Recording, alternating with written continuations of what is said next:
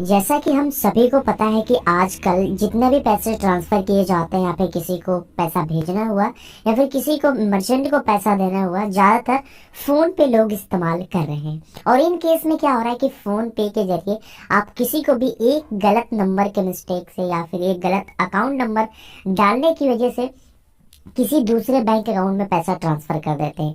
या फिर दूसरी केस में क्या होता है कि इस समय बहुत ज्यादा ऑनलाइन स्कैम हो रहा है, जिसके मदद से आप बहुत फ्रॉड अकाउंट में पैसे ट्रांसफर कर देते हैं। और इन सभी केस में आप अपने पैसे को वापस लेना चाहते हैं, लेकिन आपको प्रोसेस पता नहीं है, जिसमें आरबीआई ने एक गाइडलाइन जारी कर दी है कि अगर आप चाहें तो अपने पैसे को 24 घंटे के अंदर रिफंड करा सकते हैं, या फिर एक्सीडेंटली कभी भी पैसा आपने ट्रांसफर कर दिया है तो आप इजिली उस पैसे को ले पाएंगे।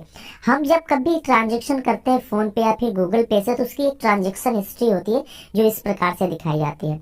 इसी ट्रांजेक्शन हिस्ट्री से आप रिफंड ले पाएंगे विद इन 24 आवर्स में, यानी कि 24 घंटे में। तो चलिए इस प्रोसेस को जान लेते हैं। इससे पहले आपसे एक छोटी सी रिक्वेस्ट है कि अगर अभी तक आपने इस चैनल को सब्सक्राइब नहीं किया, सब्सक्राइब कर लीजिए, साथ ही बेल आइकन को जरूर प्रेस कर लें और कमेंट सेक्शन में जरूर बताएं कि आपके साथ किस प्रकार से स्कैम हुआ या फिर किस प्रकार से आपने ट्रांसफर किया। साथ में इसको अपने फ्रेंड सर्कल में जरूर भेजें ताकि औरों का भी हेल्प हो सके। दोस्तों, सबसे पहले ये जान लीजिए कि इसके जो प्रोसेस करने के तरीके हैं, कई तरीके हैं। सबसे पहले अगर आपने फोन पे से किसी को पैसा ट्रांसफर किया है तो ट्रांसफर करने के बहुत सारे मोड्स होते हैं। जैसे यहाँ पे देखेंगे कि आप एक मोबाइल नंबर के थ्रू भेजते हैं, यानी कि मोबाइल नंबर डालते हैं, उसके डायरेक्टली बैंक अकाउंट में चला जाता है। तो इस केस में क्या होता है कि जब आप मोबाइल नंबर डालते हैं, अगर मोबाइल नंबर गलत करते हैं तो दूसरे के अकाउंट में पैसा चला जाता है। ठीक है। दूसरा तरीका क्या है कि आप अकाउंट नंबर डालने के बाद मोबाइल नंबर से ट्रांसफर करते हैं, यानी कि यहाँ पे क्लिक करते हैं। क्लिक करने के बाद अकाउंट नंबर डालने का ऑप्शन आता है, अकाउंट नंबर डालते हैं और इस केस में गलत डाल देते हैं तो भी रिफंड हो जाता है। लेकिन किसी किसी को ये पता नहीं होता है कि जो अकाउंट नंबर हमने डाला है अब यहाँ पे लास्ट का 4 डिजिट दिखा रहा है, तो इसका पूरा कैसे देखें, यानी कि पूरा जो अकाउंट नंबर लिखा है उसको कैसे देखें।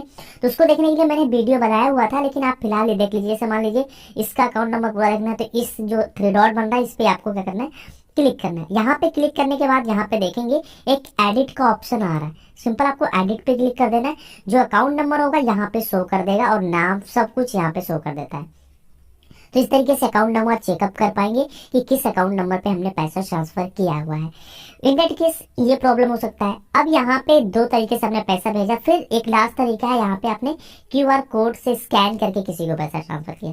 और जितना भी आप पैसा ट्रांसफर करते हैं ये कहाँ पे शो करता है, ट्रांजेक्शन हिस्ट्री में। तो ट्रांजेक्शन हिस्ट्री पे आपको क्लिक करना है।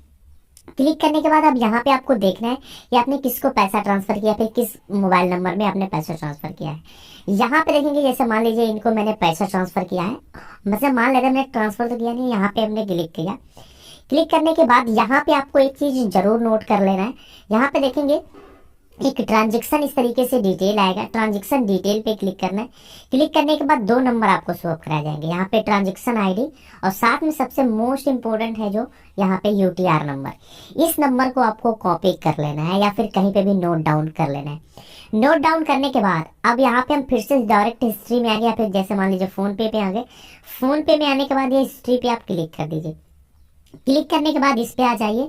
यहाँ पे ये पहला स्टेप है, यहाँ पे डालिए जिसको मैंने पैसा ट्रांसफर किया है, उस पे हम क्लिक करते हैं या फिर इस पे क्लिक करते हैं। क्लिक करने के बाद यहाँ पे एक हमें ऑप्शन मिलता है कस्टमर फोन सपोर्ट का या फिर कंटेक्ट फोन सपोर्ट, इस पे क्लिक करना है। जैसे आप इस पे क्लिक करेंगे कुछ देर तक वेट करेंगे, ये पेज लोड लेगा। ठीक है। यहाँ पे वेट करने के बाद 2 से 3 सेकेंड या फिर 5 सेकेंड वेट करने के बाद आपके सामने एक नई विंडो देखने को मिलेगी। यहाँ पे इस तरीके का ऑप्शन आ जाएगा, इसमें बहुत सारी चीजें लिखी होंगी। तो इसमें देख सकते हैं लिखा है मेरे खाते में पैसा जमा न हुए या फिर कैशबैक संबंध। ये पैसा मेरे बैंक अकाउंट के अंदर आए हुए हैं। अब यहाँ से हम बैक हो जाते हैं। बैक होने के बाद जो हमने पैसा किसी को भेजा उसका चेक करते हैं। तो यहाँ पे फिलहाल हम क्लिक करते हैं। क्लिक करने के बाद फोन पे सपोर्ट पे दोबारा से क्लिक करते हैं। फिर हमारे साथ तो यहाँ पे मैंने बात पहले से की हुई थी, लेकिन आपके सामने फिर दोबारा से इसी तरीके से ऑप्शन आ जाएगा जिसमें देखेंगे गलत अकाउंट में पैसे भेजे। यहाँ पे क्लिक कर दीजिए। क्लिक करने के बाद यहाँ पे आपको एक आपको मैसेज आ जाएगा जिसमें लिखा होगा आई एम सॉरी।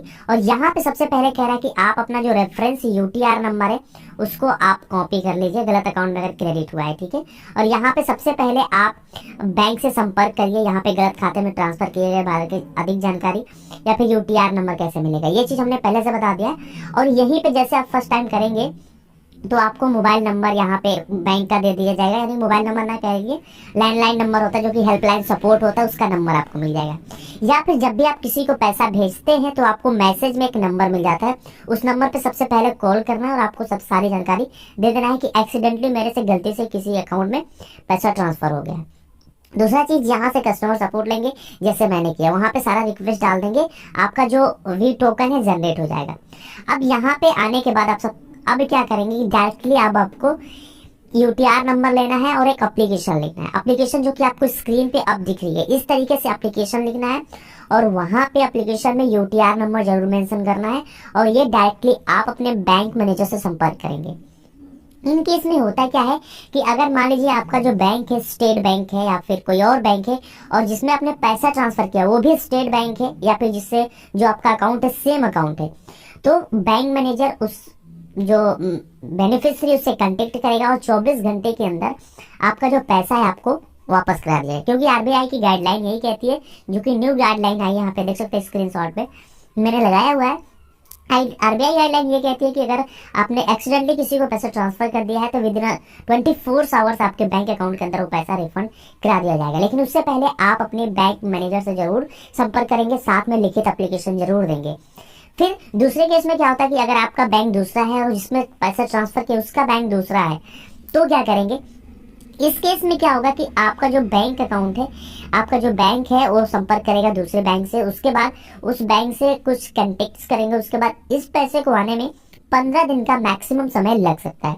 उसके बाद बातचीत होने के बाद अगर आपको लगेगा या फिर बैंक को लगता है कि सच में आपने पैसा ट्रांसफर किया है, तो आपको जो रिफंड है 15 दिन के अंदर कर दिया जाएगा, ठीक है। अब इसमें एक कंडीशन और होता है जो कि आपको जानना बहुत जरूरी है, इसमें एप्लीकेशन लिखित ही दीजिए ताकि बैंक को भी कोई प्रॉब्लम ना हो। जैसे कि अब बात करते हैं कि जैसे क्यूआर कोड से आपने पैसा किसी को ट्रांसफर कर दिया और आपको पता नहीं है कि बैंक कौन सा है, तो डायरेक्टली अपने बैंक से संपर्क करिए। वहां पे जाने के बाद क्या होगा कि आप अपना यूटीआर नंबर देंगे, फिर ट्रांजेक्शन में उनके शो करता है कि किस अकाउंट में पैसा ट्रांसफर किया है, किसके द्वारा किया गया है, तो वहां से आप उसकी डिटेल को प्राप्त कर सकते हैं कि किस बैंक में हमने संपर्क किया था या फिर किस बैंक में हमने पैसा भेजा है। तो वहां से आपकी सारी डिटेल मिल जाएगी। उस डिटेल को लेने के बाद आप एप्लीकेशन लिखिए, बैंक मैनेजर से संपर्क करिए और वहां पे एप्लीकेशन दीजिए और आपका जो प्रॉब्लम है विद इन 48 आवर्स में रिफंड कर दिया जाएगा डायरेक्टली अपने बैंक अकाउंट के अंदर। तो इस तरीके से यही प्रोसेस है। एप्लीकेशन का जो लिखने का है तो आपको वीडियो के डिस्क्रिप्शन में भी मिल जाएगा, वहां पे मैंने एप्लीकेशन को दे दिया है, वहां से आप वीडियो को डिस्क्रिप्शन पे क्लिक करके इजिली नोट कर पाएंगे। तो आशा है ये वीडियो अच्छे समझ में आएगी। वीडियो अगर पसंद आई हो तो लाइक कर दीजिए, चैनल पे नए हैं तो सब्सक्राइब करके बेल आइकन जरूर प्रेस करें ताकि जैसे कोई नई वीडियो अपलोड हो उसकी नोटिफिकेशन आपको सबसे पहले मिलती रहे और आप वीडियो देख पाए सबसे पहले। तो मिलते हैं नए वीडियो में एक नए इंटरेस्टिंग वीडियो के साथ, तब तक के लिए जय।